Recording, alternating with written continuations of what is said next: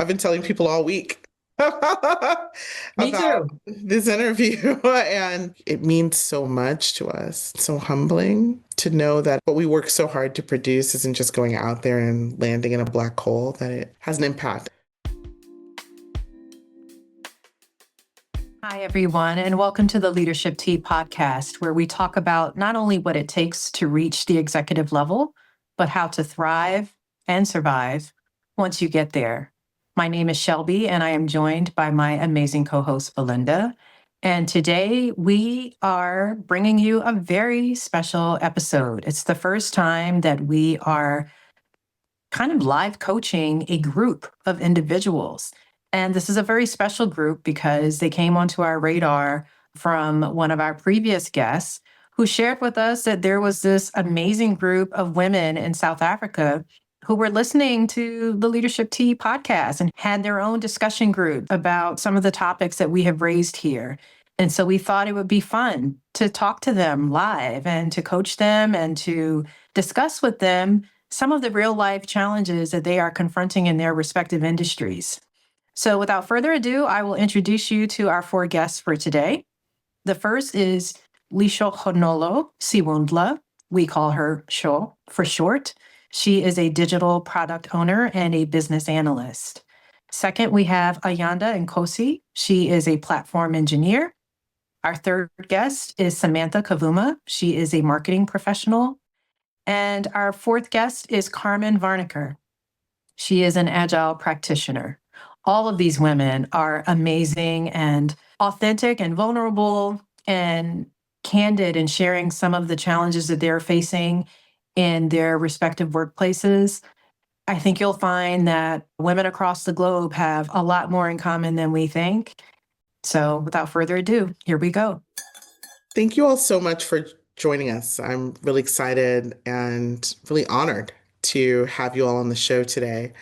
I wanted to start by reflecting a question that came up for many of our participants at Repose. There are things that we want to do in life or ideas that we have about where we want to go and what we want to do, but there's often something that's blocking us.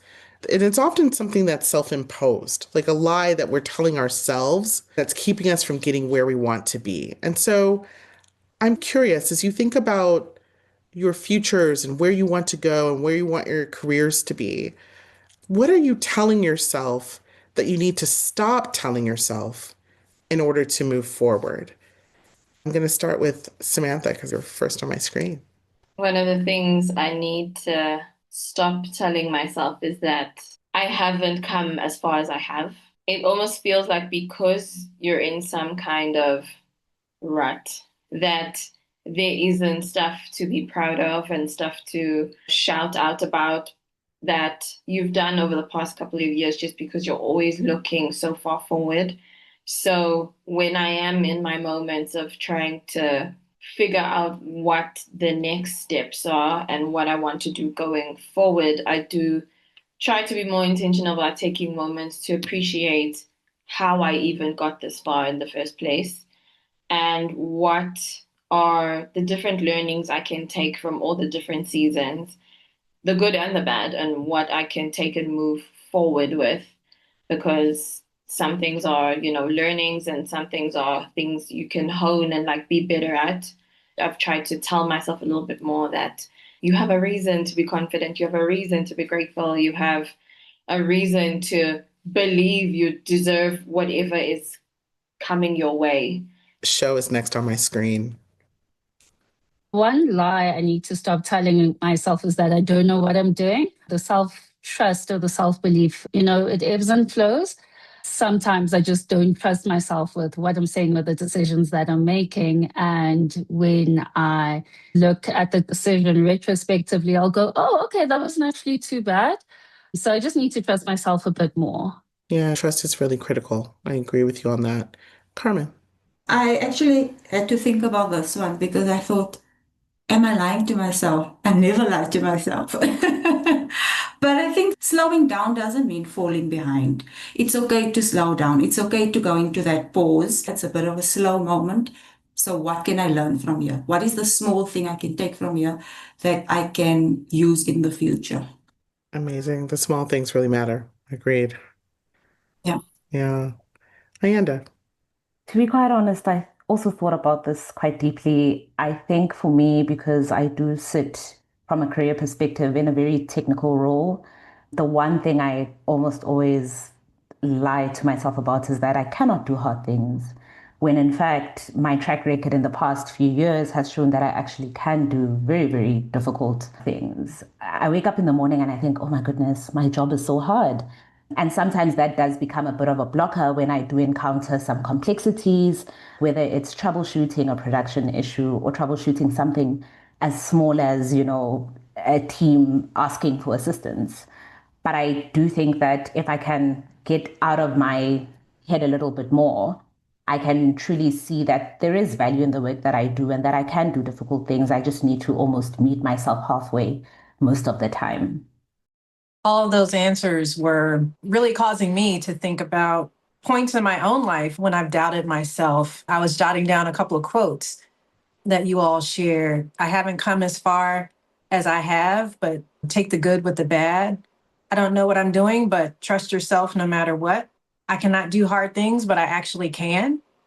All of those anecdotes, I think, are universal, especially with women when it comes to believing in ourselves and trying to bring excellence to everything that we do.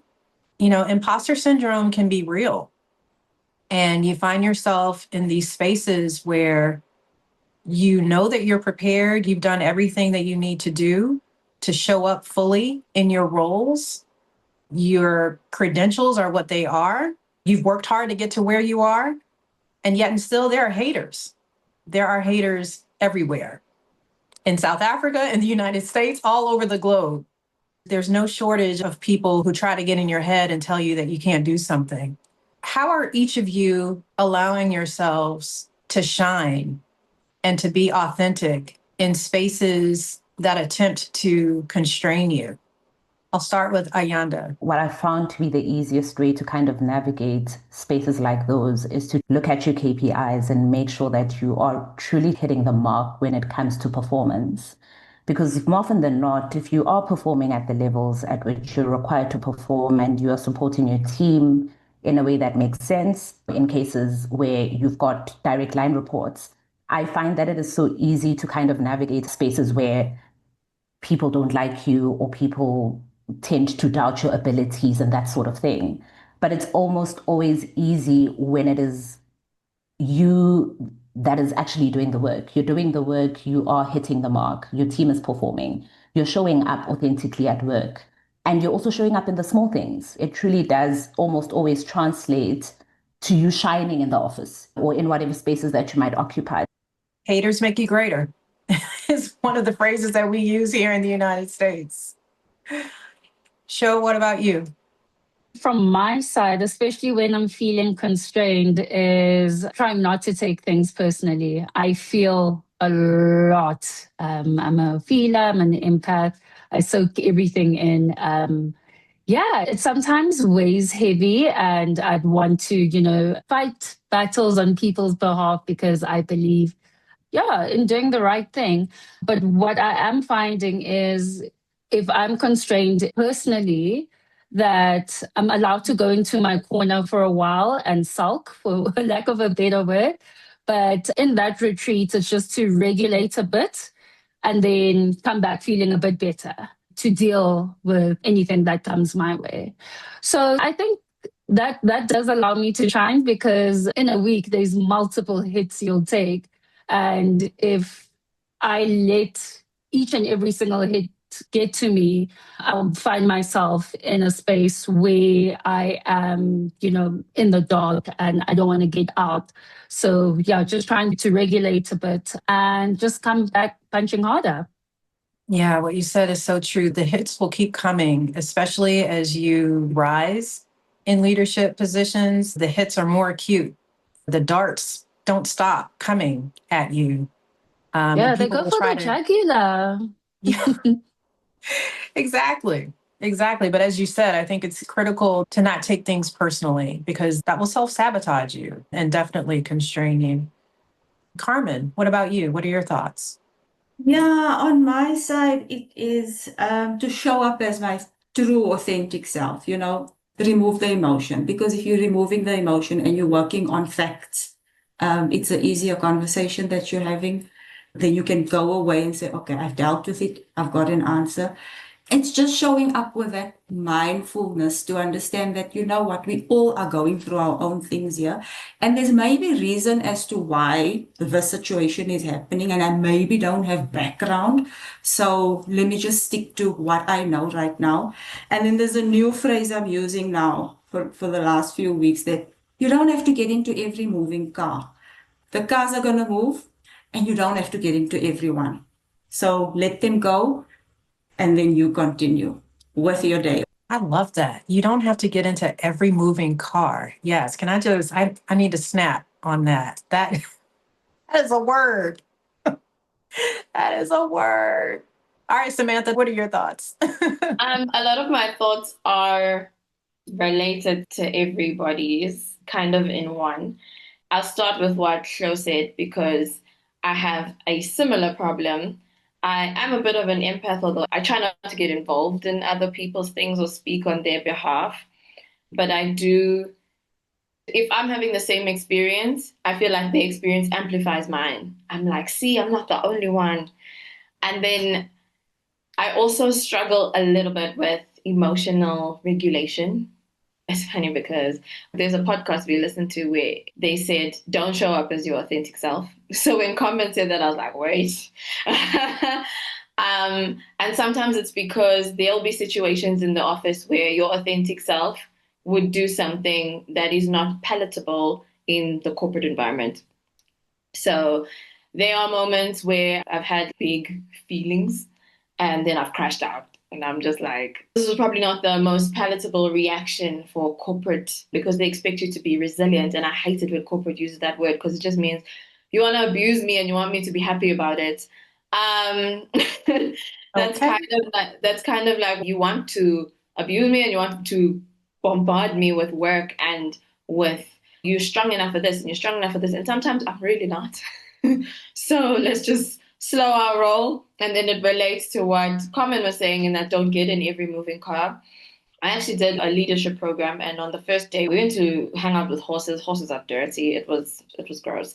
But basically horses are they're led. They don't allow people, sounds, things to overstimulate them, but you have to hold the leash and make sure they go in the same direction. And then if you start running, the horse starts running. If you slow down, the horse slows down. So it was about being a leader in that sense, but also making sure that there aren't unnecessary things in your environment that are moving your feet when you don't want your feet to be moved. So if you're at peace where you are with what you're doing and not letting something move your feet that is leading you to nowhere. Even though I have like big feelings at work and it then goes back to what Ayanda was saying, where sometimes you just have to take it back to basics. What is your KPI? What are you here to do? And just put your head down, do it, make sure it's done.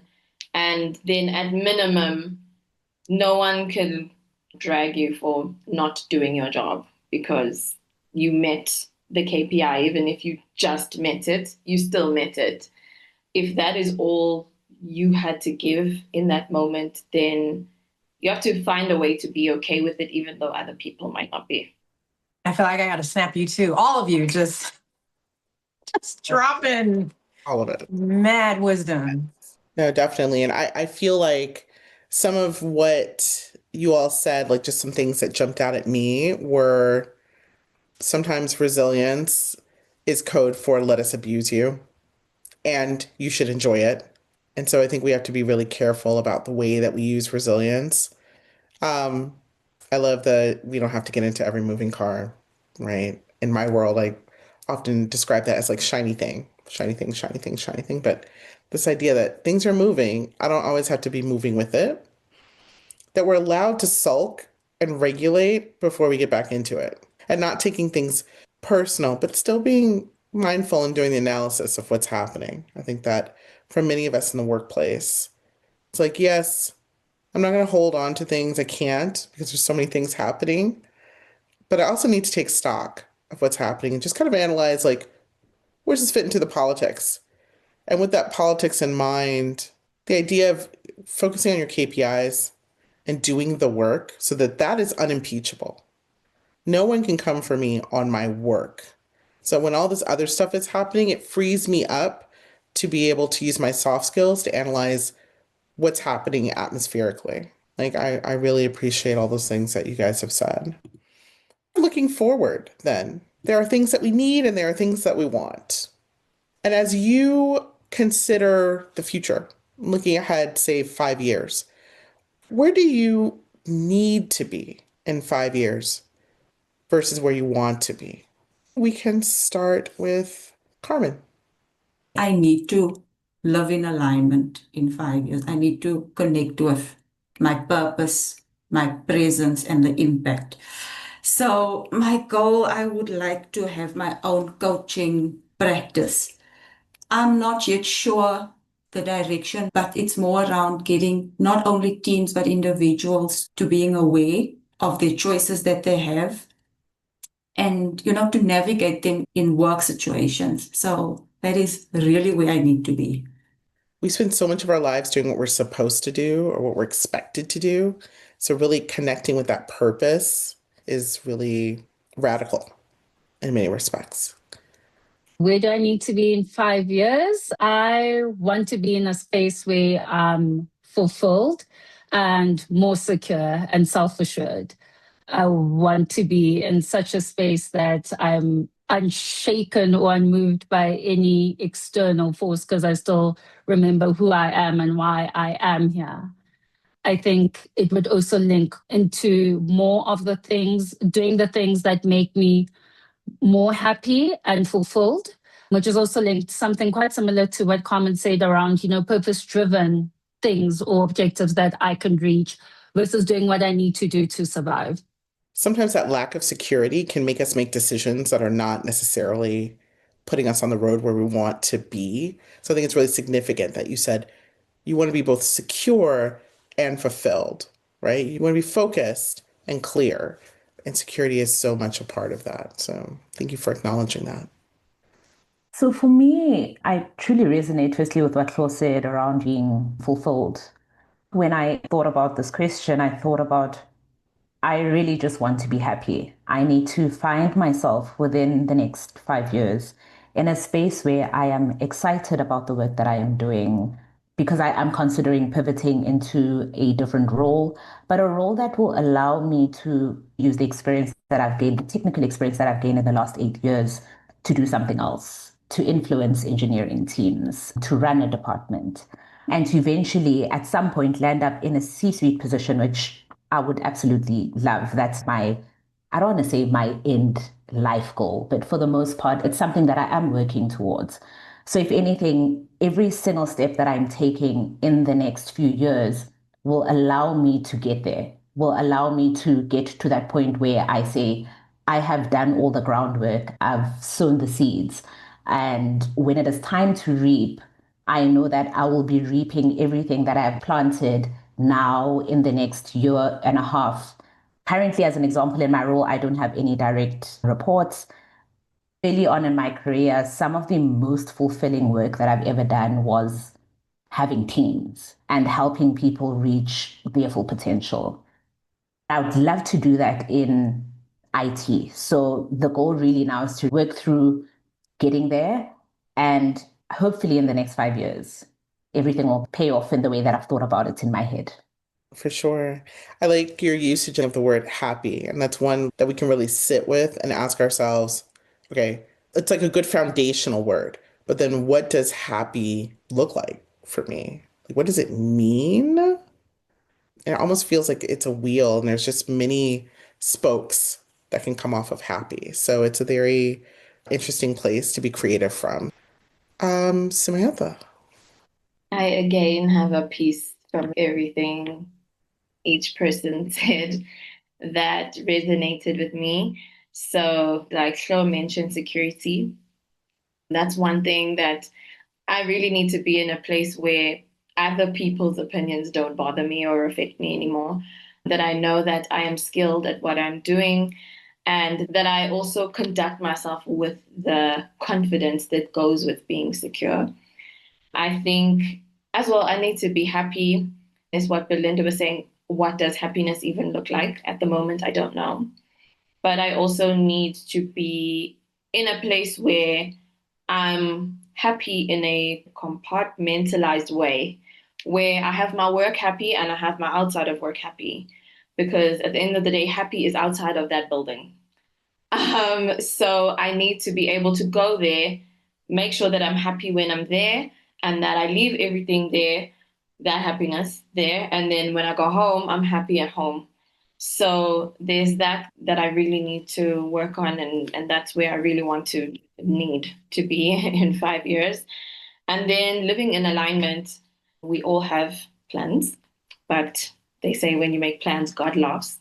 Because recently I have been trying to make my own plans, and then God's like, haha, that's not for you. Haha, that's not for you. Haha, that's not for you. And you're just sitting thinking, when is it going to be for me? I'm hoping that in 5 years, I'm in a place where I am living in alignment with what would make me happy and what would make me feel like I am at peace in my heart with what I'm doing, but also that's in alignment with God's plan for me. I really like your usage of confidence as well, because I know for so many of us, it's when you let people get into your head or you let the circumstances get into your head, it almost creates like a vicious cycle of not achieving those goals, right? Like you kind of fall backwards. Pairing both confidence so that you can get things done, but alignment so that you remain self-aware of where am I really supposed to be? How am I supposed to be serving? How am I supposed to be connecting with people in this world? That also feels very powerful. You can be in an amazing place in the next 5 years. What I'm loving about this dialogue is the reminder of the commonalities that exist with all of us. You can be 30 something, 40 something, 50 something. One of us on this call is there already. We won't say who. But I think, the universal themes of wanting to find purpose and alignment and defining what happiness means for you and finding yourself, even if you're pivoting and reaping when it's time to reap what you've planted. I kid you not, like all of these are themes that I have been journaling about, themes that Belinda and I have been talking about, themes that came up at our repose retreat. And it's heartwarming and fascinating for me to hear all of you voice, where you are in various stages of your careers and of your lives and how we have a lot in common. I'm going to flip the script and give you all an opportunity to ask me and Belinda whatever is on your heart. Is there something that you want to hear from the two of us? And I'm just going to open it up. How do you stop yourself from crying at work? Sometimes you find yourself feeling attacked. How do you get your emotional intelligence to the point where you are so comfortable in having tough conversations, whether it's through criticism or it's through somebody stepping on your toes? Because it's really difficult to keep a straight face and to be professional in the workplace where you really just feel like, oh my goodness, I just want to ball. That's a great question, Ayanda. Fortunately, I can say that I've been able to keep my cool at times when I have wanted to cry. But there are two moments that stand out where I thought I was going to lose it. In one instance, I was the only woman in a meeting with a bunch of men, and I outranked all of them. We were discussing a project that I needed their support for. And I could tell just by their body language that they were not listening to me and they were not taking me seriously. And they kept asking, when was my boss coming to join us? And I said, well, he delegated this meeting to me. These are the things that we're here to discuss. And I would really like to get your input on this project. And they were just very flippant with me. I got to a point where I said, okay, this meeting is over. And I got up and left. You have to know when to walk away to prevent yourself from having a meltdown. It was in that moment that I decided, I don't need to take this hostile treatment. I don't need to be belittled in this way. And so I ended the meeting and I left. There was another occasion where I actually did end up crying in front of someone who was going off on me. They were accusing me of things that I had not done and had like a laundry list of things that my office was screwing up in their minds. And I was sitting there as this person was berating me and going through their list of all of the grievances and mistakes and mishaps that my office had caused, which my office had not caused, just to be clear. I'm an empath as well. And my emotion sometimes shows up as tears when I'm angry. I was extremely angry in that moment. And the tears flowed. I was angry. I was really indignant because what this person was saying to me was just patently false. I just let them go on and finish their tirade. And when they were done, I said, "Thank you for this feedback. I'll be following up with you separately." And again, I walked away. So sometimes it's hard, like you said, to regulate yourself emotionally. And that's really the only time in 26 years of working at the State Department that I allowed myself to get emotional in front of someone. But there have been tears in many other instances where I've gone into my office and shut the door. And then I called Belinda or someone else, another friend, to let that emotion out. But I would say, don't be afraid to be emotional. Some of the things that we deal with are extremely heavy. Some of the attacks that we face on a regular basis is either going to provoke you to want to cuss someone out or to cry. And fortunately, I've been able to remind myself, take deep breaths in those moments and really walk away in a way where I can maintain my dignity. But I would just say there are tears. And I just try to reserve those tears in private and to call people who I can lean on, who can encourage me in those tough moments. I would offer that the times where I have struggled with my composure at work, or when it's clear that the microaggressions and the injustice of it all is at work, right? And the circle of that, the feeling of, why won't you just let me be great, right? Why am I living rent free in your head? If you would just give me space to do me, like we wouldn't, like you're creating problems, right? Like that frustration is really difficult to manage. I have tried different ways of dealing with it. I have tried to explain. I've tried, this is what you're doing, what you're saying, this is how I'm receiving it. And this is why I think we shouldn't even be having this conversation. Like it's nonsensical. Sometimes that works with people, sometimes it doesn't. I love how we talked about earlier, this idea of you got to step away, you got to regulate, you got to whatever. When I can get away and regulate, as I've gotten older, what I've thought is, what am I going to do with these feelings? Am I going to strategically target these feelings back at the organization and say, how can this not happen again? Like, how can I stop whatever's making me feel this way, stop it from happening? Sometimes, though, I would say often, the answer is I don't have the power to stop it. And so for me, especially as I've gotten older, is then where am I redirecting this? Is it time for a new role? Is it time for a new company? But life doesn't have to be this. Like, obviously, we've reached an impasse. So I need to move forward. Like, if it's that big. So that is the way I've dealt with it, is to understand, where are these feelings? What am I really upset about? Is it possible to change this? And if not, then what am I going to do as a result? Because I can only control what I can control. But I can't live in a world where I'm constantly crying at work. I had a job where, this was like midway through my career, where I would pull into the parking lot and all I would do, I would have to go an hour early so I could cry in the car and then go in to work. I also had a role where I would have to cry all morning before work started. And I would literally feel inflammation in my hands and my body because I was so anxious about all the random microaggressions I was about to take on. In both of those situations, I reached a point where I was like, I can't change this. So I have to change locations. I have to change me. I have to exit.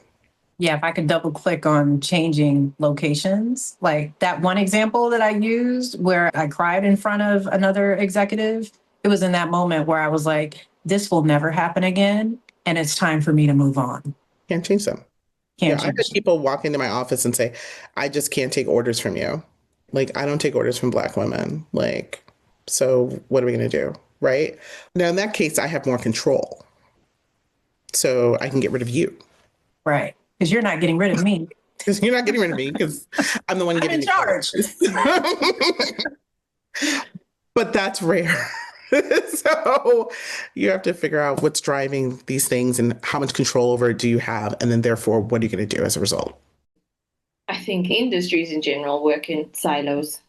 Government employees work in silos, banking people work in silos.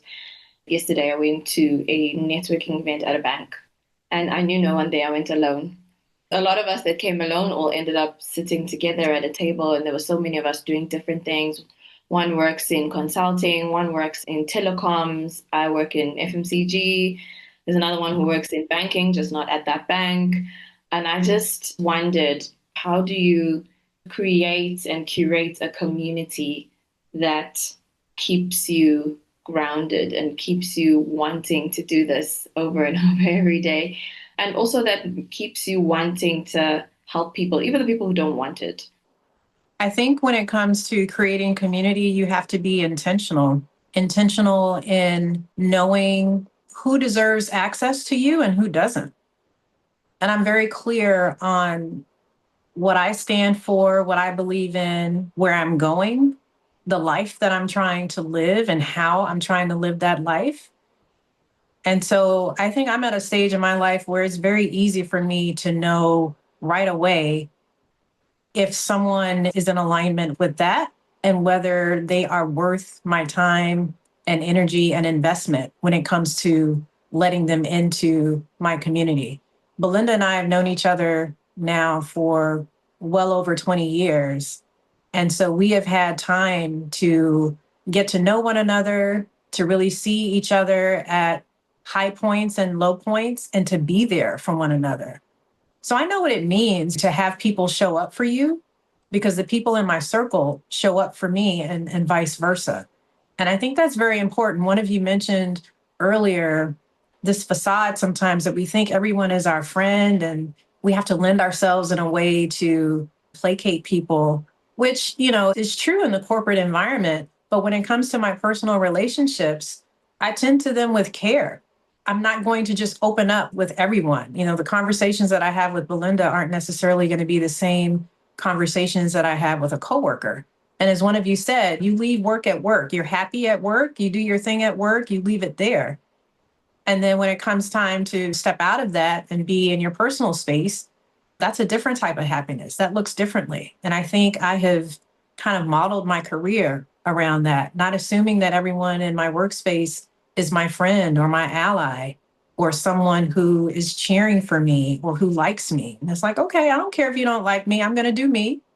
I'm not going to disrespect you. I'm not going to, call you out of your name or do anything untoward, but I'm going to focus on me and focus on the people that I know share and it's not just about sharing opinions or thoughts. It really boils down to sharing values, who is like-minded when it comes to character and integrity.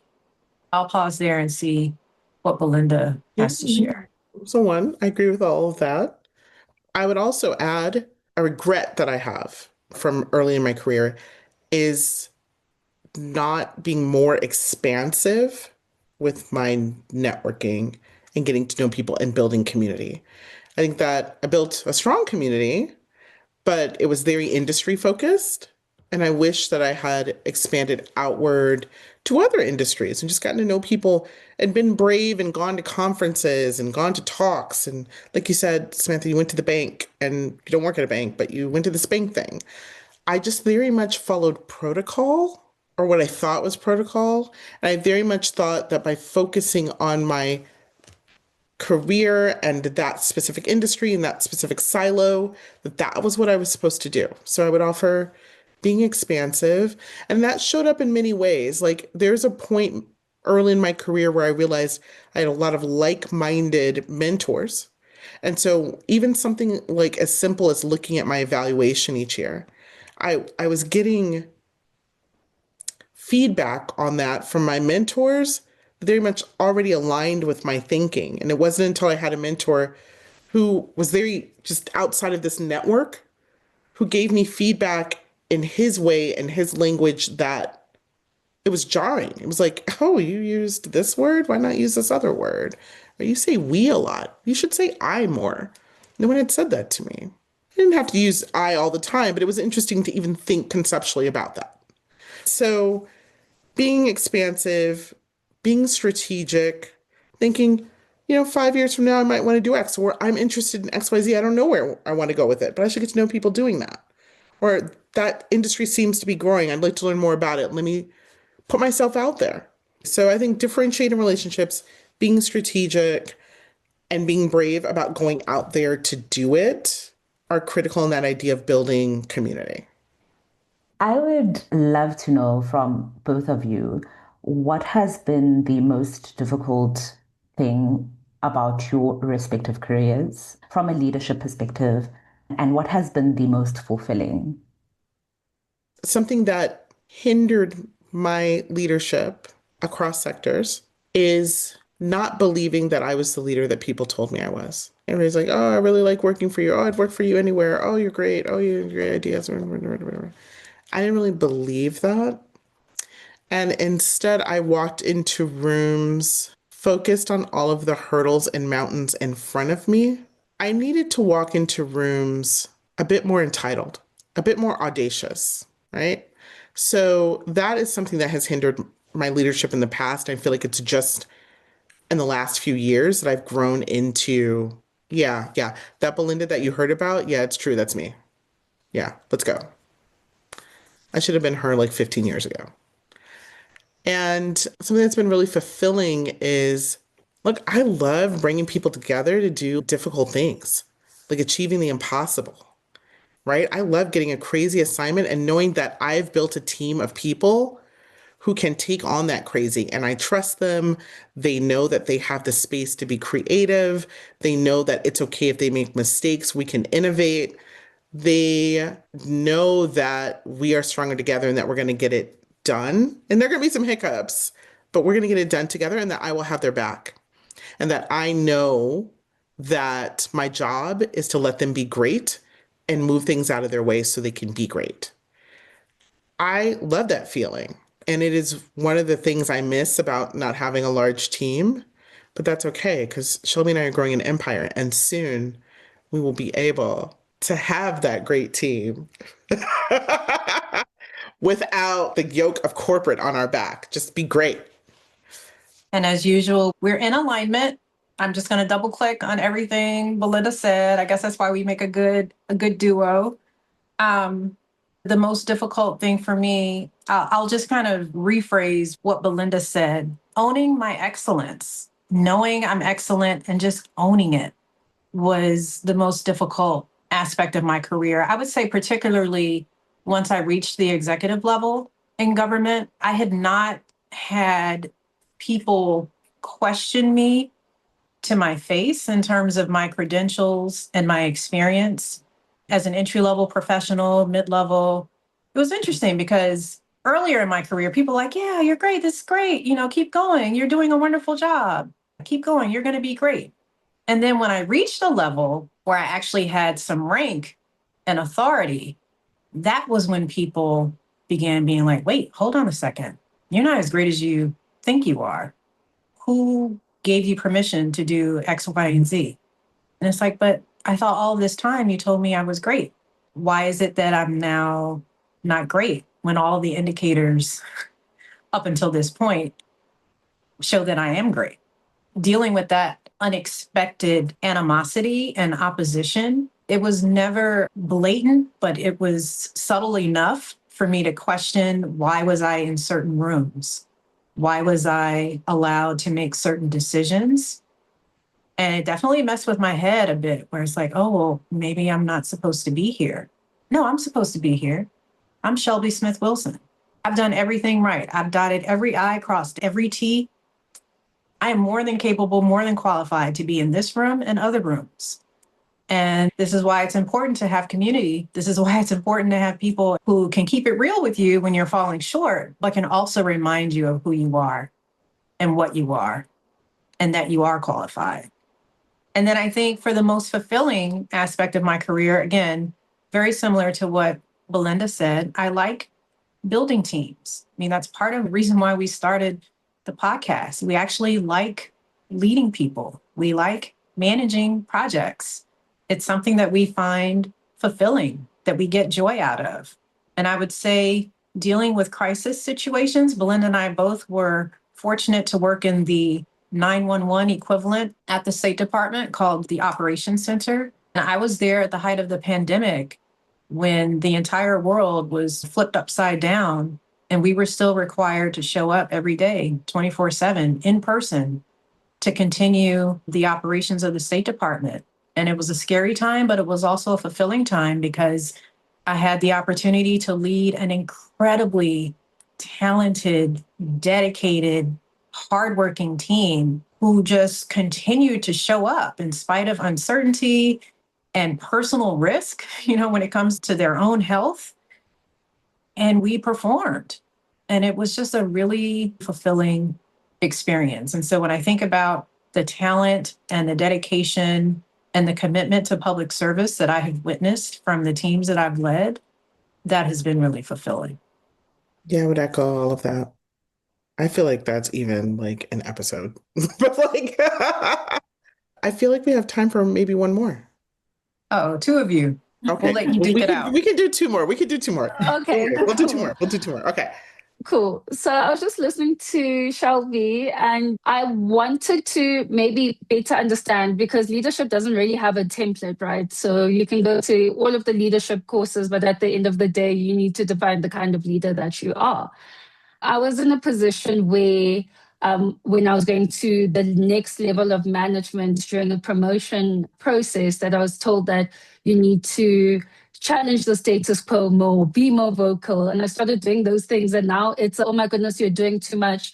How do you still remain assertive without maybe stepping on too many toes, but still staying true to yourself? Because at the end of the day, you are there to do the right thing and to deliver on objectives. Yet, if you are the vocal one or the one who steps on too many toes, you sometimes are deemed a bit problematic. Yeah, there's a lot to unpack there. But I think first you have to decide whose toes are worth stepping on. Because I think where people get caught up is they want to do too much too soon. And timing can be everything. And having the judgment and the discernment to know it's worth speaking up on this thing, as opposed to picking 15 battles to fight. Even if there's merit in fighting each of them, they're not necessarily equal. And you have to know what to prioritize and what battles are worth fighting and what are some of the things that you need to let go. You can't speak up on everything. First of all, it's exhausting. Second of all, people won't take you seriously. If you're always speaking up and pushing back, it's like, okay, well, are you just contrarian to be contrarian? What are the things that matter most to you as a leader? And I think you just need to know what is worth your voice carrying the day and when is it more appropriate to let someone else speak up on something. And that can be scary and difficult because, in your heart of hearts, you're like, I need to be the one to push back on this thing and that thing. Maybe not. Maybe not. Maybe that's not the way to go. You need to figure out for yourself, what are you willing to stick your neck out on the line for?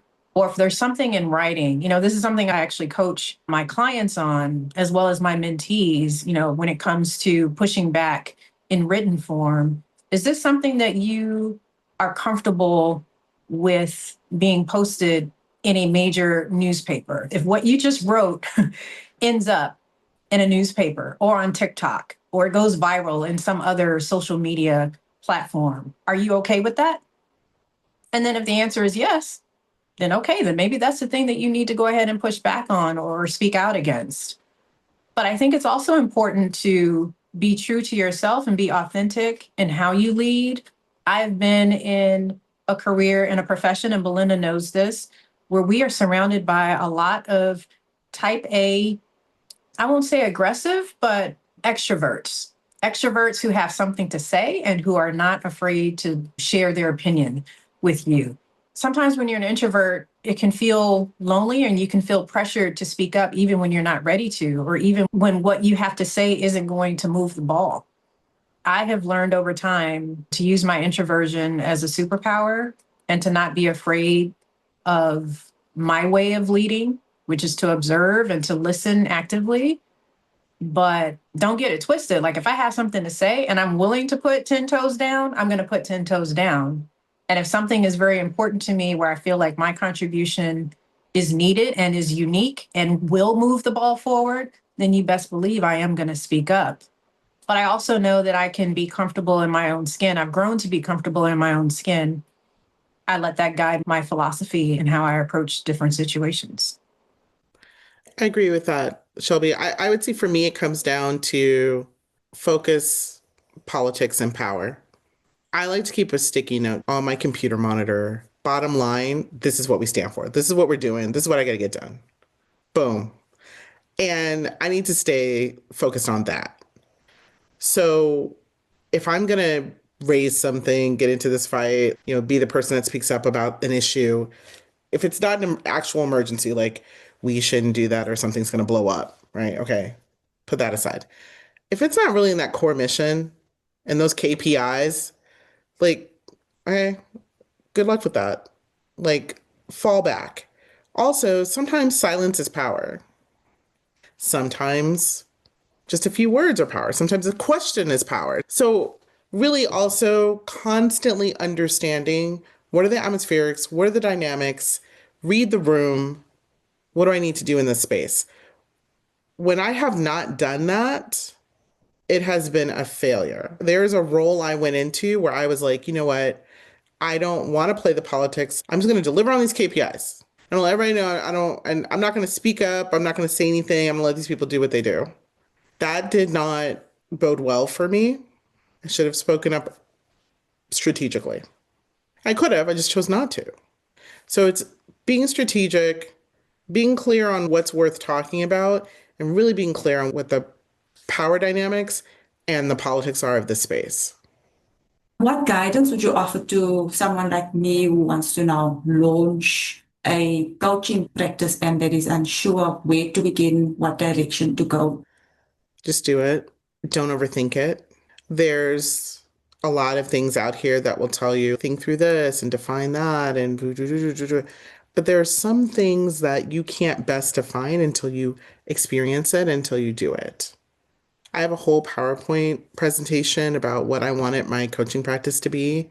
This was something I developed like 3 years ago, and that is not where I am today, right? Once I got out there and I started doing things and I saw both kind of what the people need from me and what I also give well to people. The other advice I would say is that wherever you can get learning, learn, right? So I listen to a lot of business podcasts. I use a lot of the resources that my local government offers for people who want to start businesses. I go to business events and talk to people about their experiences. I try to passively and actively understand what it means to run a business because, yeah, you should learn how to be a coach, but you are also going to have to learn how to run a business. You think you know how because you've been working in business, but it's different when it's you. And so really just immersing myself in those worlds, I think is really important. And then also just not overthinking, not allowing perfection to get in the way of just doing. I agree with all of that. And I would add something Belinda touched on earlier, which is networking, talking to people.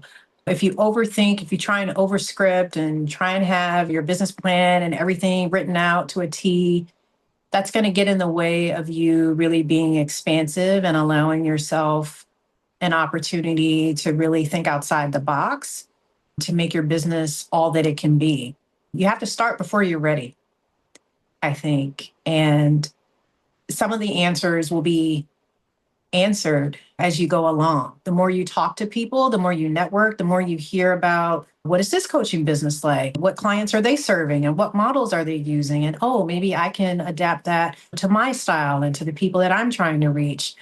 I think the more that you talk to people and put yourself out there and attend conferences, have coffees with people who are already coaching, find people who are already doing what you think you want to do, and that'll help you really streamline. Is that really the thing that I want to do? Like Belinda said, she had a whole plan in place that doesn't really match what she's doing right now. And again, I think the more that you expose yourself to what people are already doing in the coaching industry, the more you will get to whatever your niche is, and it'll become clearer. The clarity will come, as you network, as you find out what other people are doing, what works, what might not work for your interests and your passions. Really, you just have to put yourself out there and start now would be my ultimate advice.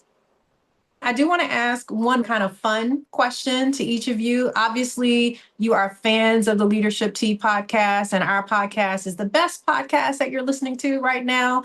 But if you could give our listeners another recommendation of other podcasts that you might be listening to, what are your recommendations? I listen to a lot of Esther Perel. I absolutely love her. Diary of a CEO. Therapy for Black girls as well. I think those are probably my top 3 most listened to, a bit of Jay Shetty as well. So similarly, I have a lot of Diary of the CEO, as well as a bit of On Purpose by Jay Shetty. If you're spiritual, I listen to Joel Austin. He does daily podcasts. So a little bit of the spirit and a little bit of serious. I would say pretty much Diary of a CEO as well. We play that quite a lot in the house. Even my daughter knows that that guy is a favorite. Like Samantha said, if you listen to spiritual type things, I listen to quite a lot of not necessarily podcasty, but more sermon-like. I love Sarah Jakes. She's incredible. And I love her teaching. So, sometimes if you feel a bit misaligned, it's really good to get some sort of grounding with something that is a bit more spiritual before you get back into the corporate side of things. Yeah, none of mine is new. It's the positive mindset.